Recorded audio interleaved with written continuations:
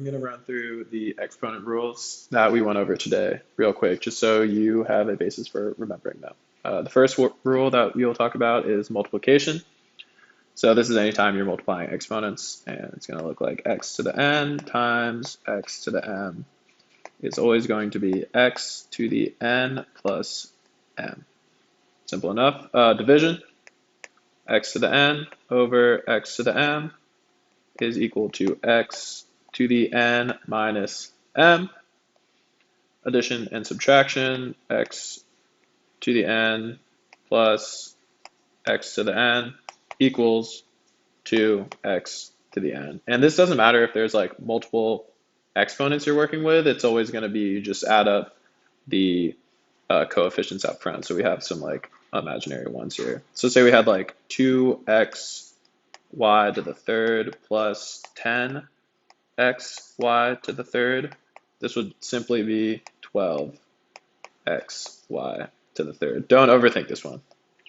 Next we have exponentiation. X to the n, all that in parentheses, to the m is equal to x to the n times m. If you have a fraction, this still applies. So say we have a squared over b to the third,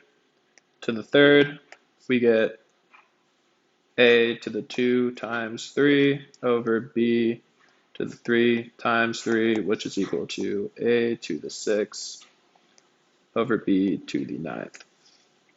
And then finally, we have negative exponents, which can get a little bit confusing. So the general rule is x to the negative n is equal to 1 over x to the n. So this only applies to whatever is being negatively exponentiated. So if we had 6x to the negative n, we would get 6 over x to the n. This can be something helpful with fractions too. So you had something like 5x squared times y over b to the 4th. And this was all to the negative second. This is equivalent to b to the 4th over 5x squared times y, all to the second. And then you just distribute this exponent to every single term, resulting in b to the 8th times 25x to the 4th times y squared.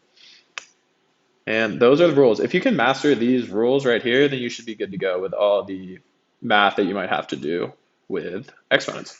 And yeah, that's about it. Let me know if you have any questions.